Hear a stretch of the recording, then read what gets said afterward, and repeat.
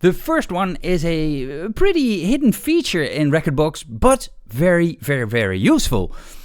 It allows you to record matches between tracks. In other words, if two tracks mix well together, it might be useful to store that somewhere so you can use that, for example, on your CDJs. Therefore, go to the export mode, make sure that you are in the export mode, and then make sure that you enable the two-player mode, and that is the button that you see on the right of export. And then go to the two-player mode, not the dual-player mode, but the two-player mode. Then you see that it opens two players in Rekordbox, and make sure that both of those players are occupied with tracks. I'm just dragging two tracks that are not a very good match, but for the sake of this video, that doesn't matter. Now you can play the tracks to hear if they are compatible, and you can even test if it mixes well together by using the fader here, over here. Now, if you think that this is a great match, then go to this link icon over here, because this stores a track match between this track Get Ready and Tell Me Boy. Now, when you do an export to your USB drive, then these matches will be stored on your USB drive and you can call them on your CDJ. Just select matching tracks in the menu on your CDJ. Regretfully, there is not an easy way to see which tracks are matched with which tracks in Rekordbox itself, but there is a little bit of a workaround. For that, go to the left side over here and it says display related track list. Now you can see that there are, in my case, there are 3 items here. Probably in your case, there is 1 item over here. It says probably something like BPM and genre, something like that. But this is the 3rd time that I record this video, so I have 2 items over here already. Now, I can add an item over here by or either right-clicking, or I can click on this plus icon over here, and then when I do that, you can see that it opens a new window. And over here you can select a bunch of things. Let's unselect everything that is selected by default. Click, click. And then I can check matching. And now it will show matching tracks. So give it a name that you can remember. By default it says matching. I call it matching a demo video. And now I click on OK.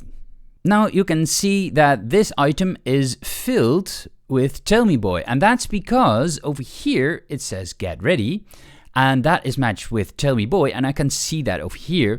And that's because now is selected the master. When I click on A, then because the master is this track over here, then it doesn't change because A is the master. But when I click on B, then you can see that it uses the source of the second player, and then the source is Tell Me Boy, and that will match with Get Ready of 2 Unlimited. Now let's make this even more useful. Because when I'm in this section over here in the playlist section, I can show my related tracks on the right side over here. Click therefore here on the right side on related tracks. And then you see it says here, in my case, BPM, probably with you, it says BPM and genre, something like that. I can set the matching tracks by clicking on related tracks and right-clicking on the item that we made over here, and then choose display on subpanel, and then you see that it shows over here. But like we had over here, master AB, it has also something similar here on the right side. Then when list is selected, then it uses the list, but now it can use the master, and the master is number 1. If you like these kinds of videos, then definitely don't forget to subscribe.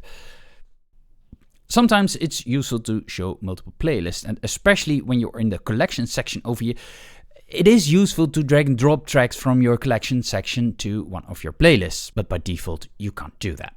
So what you can do is, for example, when I'm in collection section, so on the left side, this icon over here is selected, I can click on this icon on the right side and it says show hide playlist palette. Now what happens is there are playlists over here, it says blank list, blank list, blank list, and blank list. When it says blank list, that means that there aren't any playlists over here, but I can change that by going to the playlist section over here. And now I can drag and drop playlists to those slots over here. And now you see when I click on this playlist over here, then you can see, oh, these are the tracks in that playlist. And this is especially useful in the collection section because it also works there. I can drag and drop tracks, for example, directly to Ibiza Anthem. It is maybe useful to show the contents of these playlists at once. You can do that by clicking on this icon over here, show hide tracks of a playlist.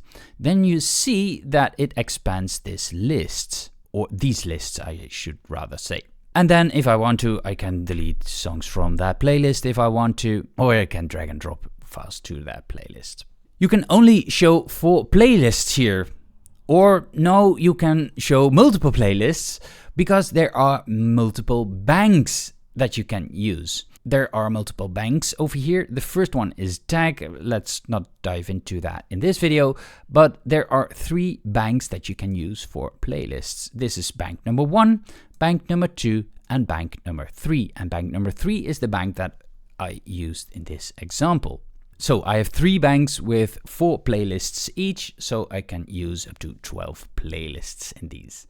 And these are the kinds of things that make your DJ life a lot easier. And that's why I always say, know your equipment. And this is why I've created a comprehensive video training on Rekordbox with all the ins and outs of Rekordbox. You can find a link in the video description. Let's continue our playlist bonanza by looking at another feature that is really useful, and that is opening a second browser. When I click on this icon over here, then it displays a horizontal sub-browser here on the bottom of the screen, and then you'll see it's a copy of what you have over here. But this can be really useful because when I go over here to my collection section, by the way, notice that the icons over here are also over here. When I go to the playlists, to the collection section, because there are no playlists over here, it is really useful to use, for example, a track and drag and drop tracks to playlists from your collection to your playlist. If you think this is annoying on the bottom of the screen, there's also a way to show it on the right side of the screen, and therefore use this icon here on the right, because that displays a vertical sub-browser window. These tricks also work in the performance mode of Rekordbox.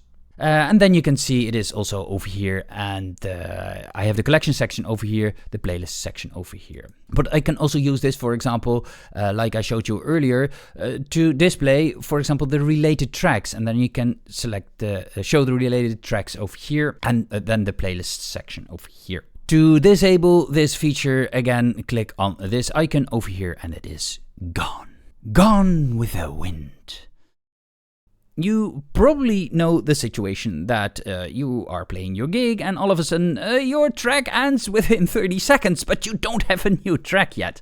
So there is actually a feature in Rekordbox that lets you buy some time.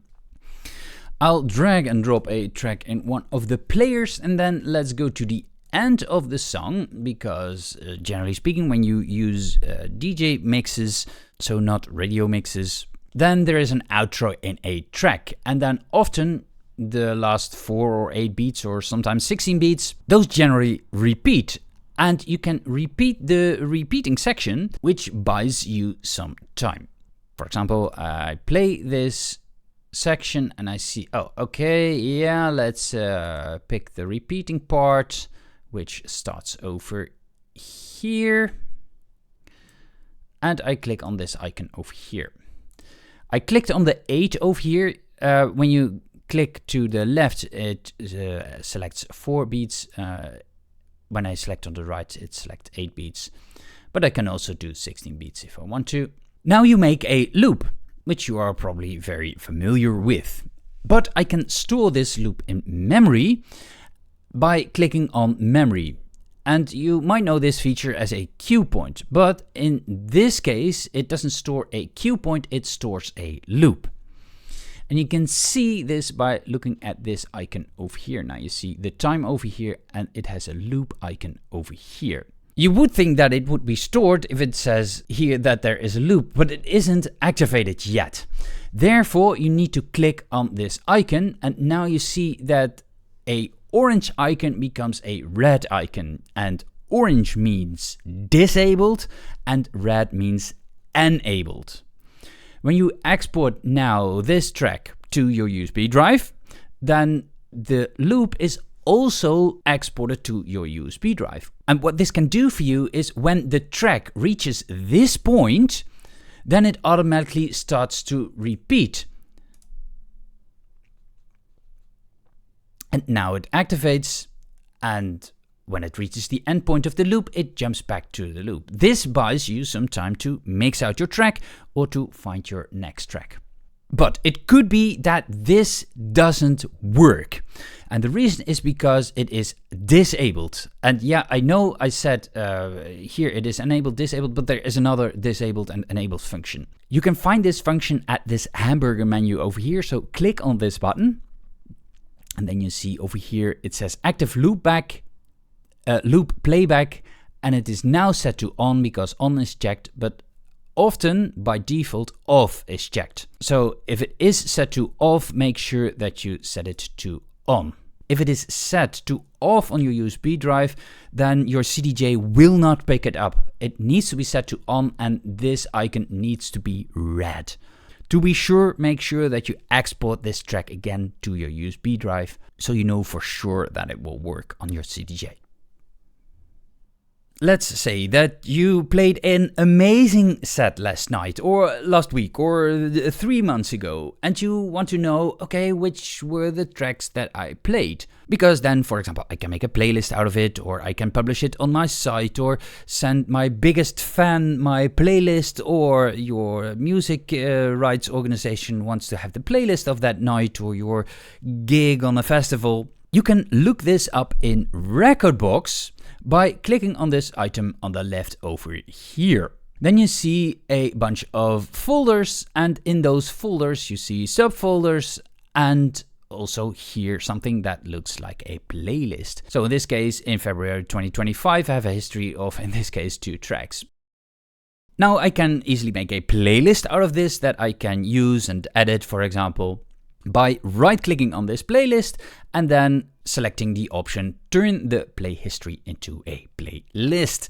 Let's click on that, and now nothing appears to be happening, but that isn't the case.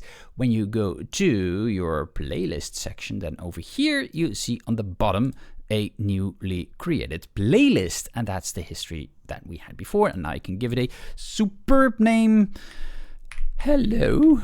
And I can edit this playlist just like a normal regular playlist. Now I can export this playlist as a file that I can open in Excel or Google Docs, for example, or I can publish it on my website. I can do that by right-clicking on this playlist, or any other playlist, by the way. And then I can select export a playlist to a file, and then select export a playlist to a file.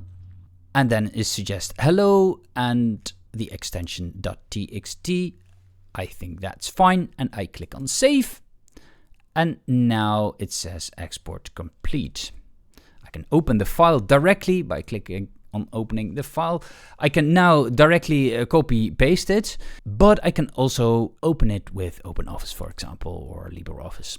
When you use the performance mode in Rekordbox, the history is automatically updated in Rekordbox. But when you use CDJs, for example, the history is written to your USB drive. You need to import, or you need to insert the USB drive into your computer with Rekordbox open in order to import your history again into Rekordbox. More Rekordbox tips you can find here in the video on the screen. If you like these kinds of videos, then make sure to subscribe to the channel. Toodaloo!